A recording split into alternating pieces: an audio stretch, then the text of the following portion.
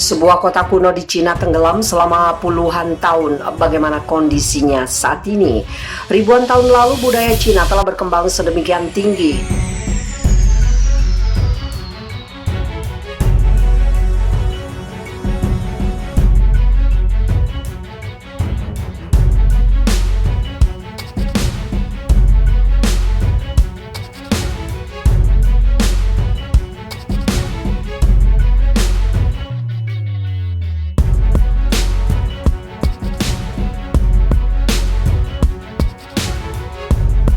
Mereka sudah mampu membangun kota yang indah dan kokoh. Salah satu kota itu bernama Xicheng di Chunan County, Zhejiang, Cina. Itu adalah sebuah kota kuno yang didirikan sekitar 1300 tahun yang lalu. Kota kuno di Cina. Sekarang kota itu terletak pada kedalaman 26-40 meter di bawah air. Kota dan lembah sengaja dibanjiri pada tahun 1959 untuk menciptakan danau buatan dan pembangkit listrik tenaga air. Sekarang, kota ini menjadi surga unik bagi para penyelam. Anehnya, meski sudah terendam air puluhan tahun, arsitektur kota ini belum banyak terkikis. Bangunan, dinding, bahkan detail kayu pun tetap ada. Terendam dalam air malah memberikan perlindungan dari panas, angin, dan cuaca buruk bagi kota ini. Kondisi bangunan yang tetap terjaga membuat penyelam bisa mengerti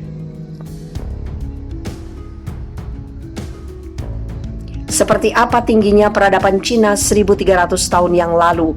Kini kota bawah air itu dibuatkan pulau-pulau kecil untuk tujuan wisata seputar waduk yang indah. Waduk itu diberi nama Danau Qiangdao. Danau Qiangdao yang juga dikenal dengan Thousand Island Lake merupakan daya tarik wisata penting di provinsi ini dan berfungsi sebagai tempat rekreasi.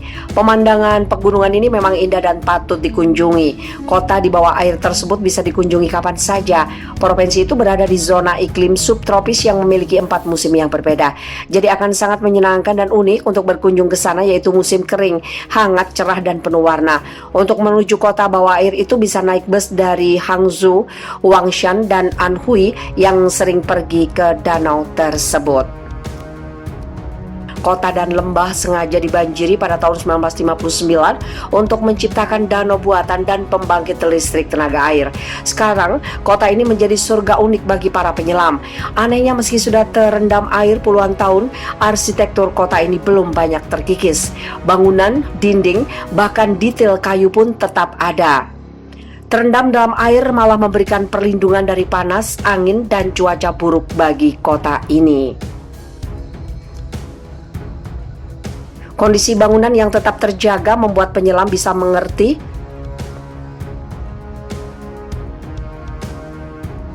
seperti apa tingginya peradaban Cina 1300 tahun yang lalu. Kini kota bawah air itu dibuatkan pulau-pulau kecil untuk tujuan wisata seputar waduk yang indah. Waduk itu diberi nama Danau Qiangdao. Danau Qiangdao yang juga dikenal dengan Thousand Island Lake merupakan daya tarik wisata penting di provinsi ini dan berfungsi sebagai tempat rekreasi.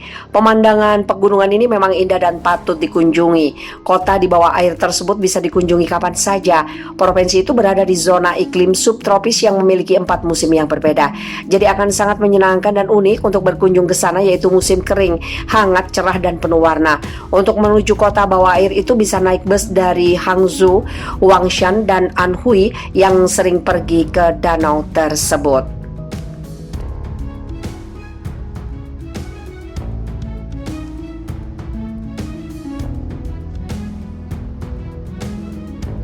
Bendungan Yihetan di Luoyang, Cina jebol. Hujan dengan intensitas tinggi mengguyur provinsi Henan, Cina bagian tengah. Unit regional Tentara Pembebasan Rakyat memperingatkan bahwa hujan tanpa henti itu telah menyebabkan retaknya bendungan Yihetan di Luoyang sepanjang 20 meter. Bendungan yang berada di sebuah kota yang berpenduduk di sekitar 7 juta orang itu berpotensi dapat runtuh kapan saja, kata unit regional Tentara Pembebasan Rakyat. Diketahui banjir telah menewaskan 12 orang dan membuat aktivitas di kawasan itu berhenti akibat banjir yang melanda. Selain itu, banyak penumpang yang terjebak di kereta bawah tanah dan sekolah. Banjir juga menghanyutkan kendaraan dan membuat orang terdampar di tempat kerja mereka semalaman. Mengutip Associated Press, banjir dilaporkan mengendangi ibu kota provinsi itu, Zhengzhou. Derasnya hujan di kota berpenduduk 10 juta orang itu telah mengubah jalan menjadi sungai yang mengalir deras dan 200.000 orang dievakuasi. Kementerian Manajemen Darurat Cina telah menaikkan status tanggap darurat dari level 4 ke level 3. Cina memiliki sistem tanggap darurat banjir dengan level 1 sebagai yang teratas. Diketahui banjir di Provinsi Henan adalah salah satu bencana yang sangat parah. Hujan diperkirakan masih akan mengguyur di seluruh Henan dalam 3 hari ke depan. Militer Tiongkok, Tentara Pembebasan Rakyat, telah mengirim lebih dari 5.700 tentara dan personel untuk membantu pencarian dan penyelamatan. Mengutip Associated Press, banjir dilaporkan mengendangi ibu kota provinsi itu, Zhengzhou.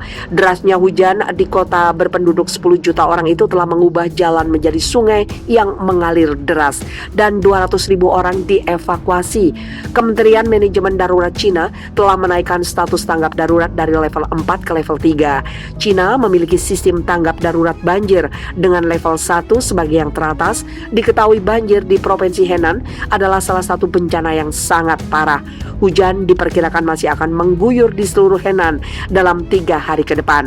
Militer Tiongkok, Tentara Pembebasan Rakyat, telah mengirim lebih dari 5.700 tentara dan personel untuk membantu pencarian dan penyelamatan.